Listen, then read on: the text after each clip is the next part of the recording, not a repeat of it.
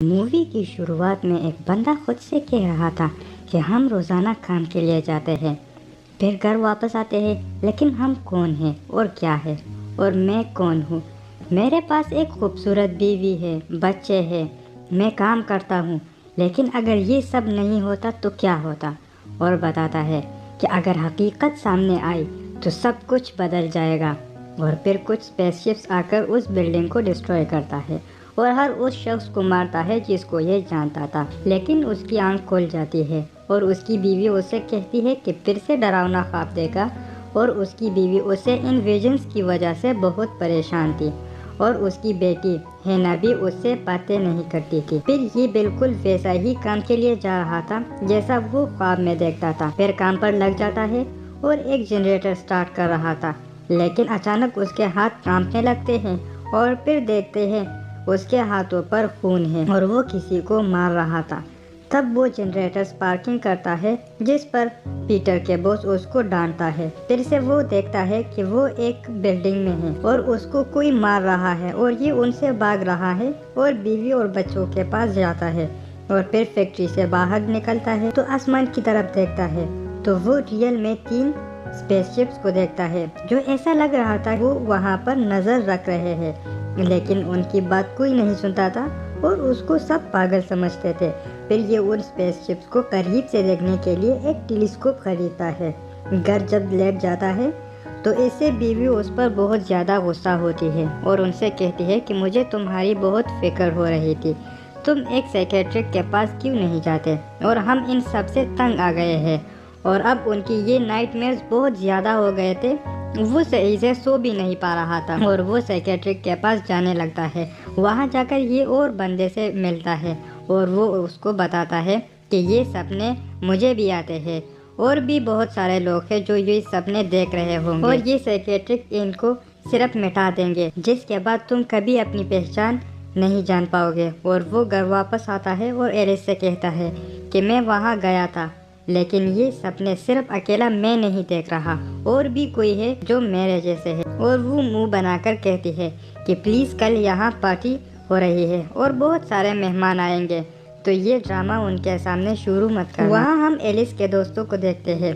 एक का नाम समंता होता है और समंता के हस्बैंड पीटर से कहता है कि तुम इस टेलीस्कोप से ये ना देखो कि वहाँ पर क्या है, बल्कि ये देखो कि वहाँ क्या हो रहा है। और फिर अचानक थंडरिंग होती है और पीटर घबराते हुए ऊपर देखता है, लेकिन इस बार ये सबको दिखाई दे रहा था क्योंकि अब ये रियल में हो रहा था, बिल्कुल वैसा जैसे वो सपनों में देखता था। और वहाँ से शायद एलियंस या कुछ सोल्जर सब कुछ तबाह कर रहे थे। पीटर अपनी फैमिली बचा रहा था, लेकिन वहाँ हैना नहीं थी और समंता की बेटी भी नहीं थी। वो दोनों उनको ढूंढने के लिए जाते हैं और उनको एक लिफ्ट में देखते हैं और वहाँ से इनको निकालते हैं और फिर सब एक साथ होते हैं। और जैसे पीटर सपनों में देखता था तो इस वक्त इनको फैक्ट्री में होना चाहिए था जहाँ पीटर काम करता था। फिर ये लोग लूसी और हैना को एक मेज के नीचे छुपाते हैं और खुद दरवाजे को मजबूती से बंद करने के लिए जाते हैं। लेकिन लूसी अपनी टॉय लाने के लिए ऊपर जाती है और वहाँ उस जगह पर बैठ जाती है, लेकिन वहाँ एक सोल्जर आता है और लूसी उससे कहती है कि मैं तुमसे नहीं डर रही।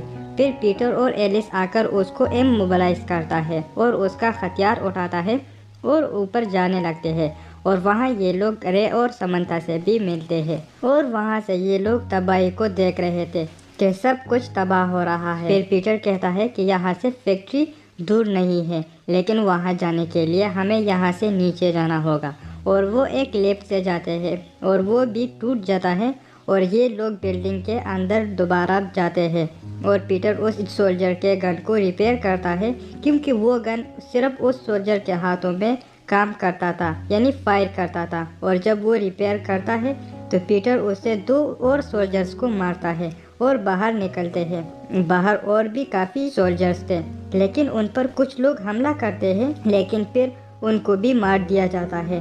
फिर फैक्ट्री के अंदर जाने के लिए एक सुरंग से जाते हैं। वहाँ उस गन को ढूंढते हुए वो सोल्जर आता है, लेकिन पीटर उसको मारता है। और वहाँ हम देखते हैं कि ही इज आल्सो लाइक इंसान, यार वो भी इंसान है। और एक बम ब्लास्ट में एलिस इंजर्ड हो जाती है और उसका इलाज करने के लिए ये लोग फैक्ट्री के अंदर जाते हैं। वहाँ ये अपने बॉस से भी मिलते हैं और वहाँ और भी बहुत सारे लोग थे, लेकिन वहाँ जो डॉक्टर्स थे वो एलिस को बचा ना सके। तब वो सोल्जर उनसे कहता है कि मैं इसको ठीक कर सकता हूँ, लेकिन वहाँ सारे सोल्जर्स पहुँच गए थे और कुछ ही देर में वो अंदर आने वाले थे।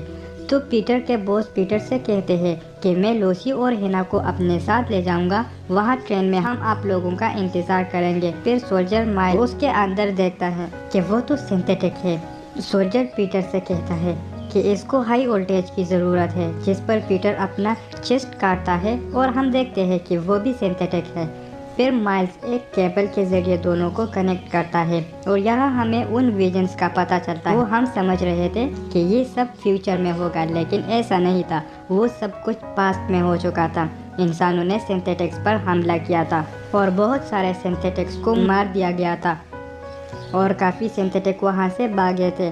लेकिन जो सिंथेटिक लड़ सकते थे वो तादाद में बहुत ज़्यादा कम थे और उन्होंने इंसानों की जुल्म से बचने के लिए और ज़िंदा रहने के लिए अपनी मेमोरीज मिटा दी और इंसानों से घुल मिलकर चोरी छुपे रहने लगे।